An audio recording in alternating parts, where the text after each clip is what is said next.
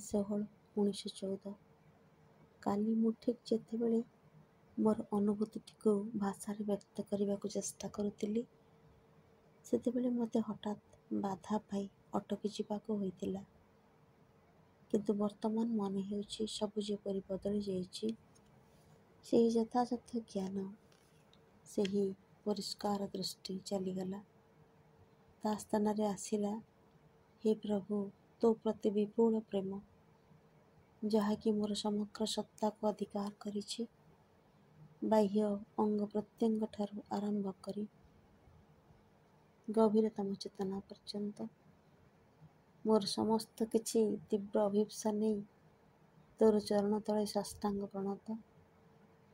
ତୋ ସଙ୍ଗେ ଏକ ହୋଇଯିବା ପାଇଁ, ତୋ ମଧ୍ୟରେ ବୁଡ଼ିଯିବା ପାଇଁ ସାଧ୍ୟ ମତେ ମୋର ସମସ୍ତ ଶକ୍ତି ଦେଇ ତୋତେ ଆବାହନ କରୁଛି।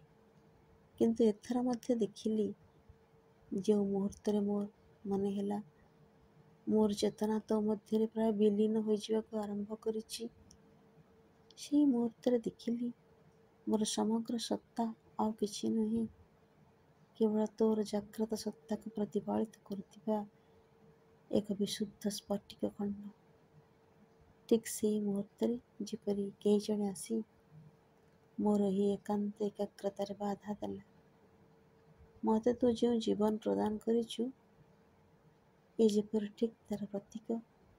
ସେ ଜୀବନରେ ପରମ ସିଦ୍ଧି ଅପେକ୍ଷା ବାହ୍ୟ ପ୍ରୟୋଜନକୁ, ଅନ୍ୟ ସମସ୍ତଙ୍କ ପାଇଁ କର୍ମକୁ ବୃହତ୍ତର ସ୍ଥାନ ଦିଆଯାଇଛି।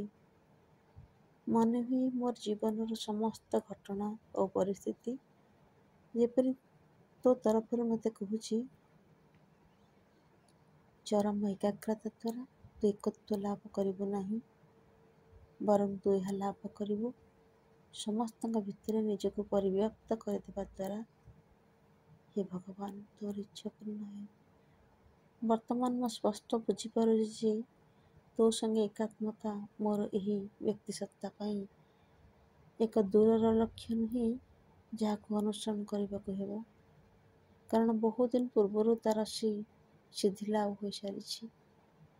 ସେଇଥିପାଇଁ ତୁ ଯେପରି ମୋତେ ସର୍ବଦା କହୁଛୁ, ସେହି ଏକାତ୍ମତାର ଭାବାବେଶରେ ବିଭୋର ହୋଇଯାଅନା। ପୃଥିବୀରେ ଯେଉଁ ବ୍ରତର ଭାର ତୋ ଉପରେ ଦେଇଛି, ତାହା ତୁ ପୂର୍ଣ୍ଣ କର।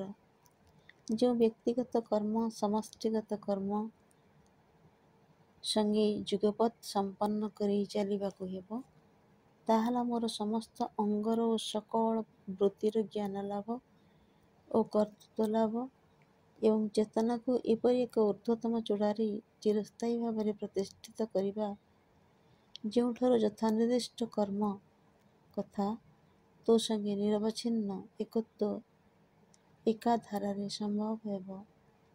ପରିପୂର୍ଣ୍ଣ ଏକାତ୍ମତାର ଆନନ୍ଦ କେବଳ ସେତିକିବେଳେ ହିଁ ମିଳିବ, ଯେତେବେଳେ କରଣୀୟ ଯେଉଁ କର୍ମ ତାହା ସୁସମ୍ପାଦିତ ହୋଇଛି। ଆମକୁ ସମସ୍ତଙ୍କୁ ବୁଝାଇବାକୁ ହେବ ଯେ ପ୍ରଥମେ ଏକତ୍ୱ, ତାପରେ କର୍ମ। କିନ୍ତୁ ଯେଉଁମାନେ ଏହି ଏକତ୍ୱ ଲାଭ କରିସାରିଛନ୍ତି, ସେମାନଙ୍କୁ ଦେଖିବାକୁ ହେବ ସେମାନଙ୍କର ଜୀବନର ପ୍ରତିଟି ମୁହୂର୍ତ୍ତ ଯେପରି ହୁଏ ସେମାନଙ୍କ ଭିତର ଦେଇ ତୋର ସର୍ବାଙ୍ଗୀନ ସଂକଳ୍ପର ଅଖଣ୍ଡ ପ୍ରକାଶ।